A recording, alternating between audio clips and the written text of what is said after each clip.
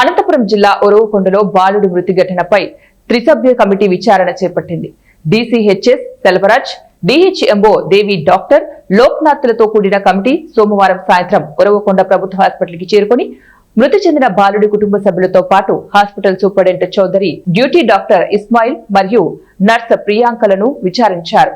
సుదీర్ఘంగా సాగిన విచారణ అనంతరం కమిటీ సభ్యులు మీడియాతో మాట్లాడుతూ బాధితులను హాస్పిటల్ సిబ్బందిని వేరువేరుగా విచారించామని, నివేదికను కలెక్టర్కు అప్పగిస్తామని తెలిపారు.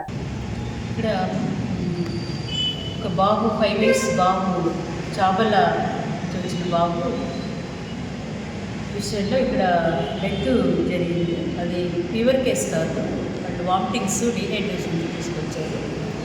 దాని మీద కమిటీ 3 డాక్టర్స్, పీడియాట్రిషియన్, డీసీహెచ్ఎస్ గారు, నేను డిఎంఎండ్హెచ్ఓ, మొత్తం అందరూ ఆ రోజు ఎవరైతే 8 గంటల తర్వాత డ్యూటీలో ఉన్నారో విత్ ఎఫ్ఆర్ఎస్తో సహా తీసుకొని మొత్తం అందరినీ కూడా విడివిడిగా వాళ్ళ నుంచి సమాచారం తీసుకోవడం జరిగింది.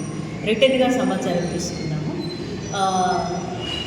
డాక్టర్ గారు ఏం చేశారు, స్టాఫ్ నర్సులు ఏం చేశారు, తర్వాత వచ్చేసి సెక్యూరిటీ ఏం చేశారు వీళ్ళు, తర్వాత పేషెంట్ అబ్బాయి ఫాదరు, వాళ్ళతో వచ్చిన అటెండర్స్ అందరినీ కూడా వాళ్ళ నుంచి సమాచారం తీసుకొని దాని మీద మేము అంతా కూడా ఎంక్వైరీ చేస్తాము.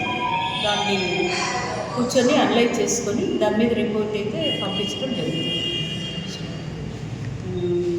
కమిషనర్ గారికి, తర్వాత కలెక్టర్ గారికి రిపోర్ట్ పంపించి ఎక్కడ గ్యాప్స్ ఉన్నాయి, డాక్టర్ ట్రీట్మెంట్లో గ్యాప్ ఉందా, స్టాఫ్ నర్స్ సర్వీస్లో గ్యాప్ ఉందా, లేదంటే పేషెంట్ డిలేగా తీసుకొచ్చారా, అన్ని సైడ్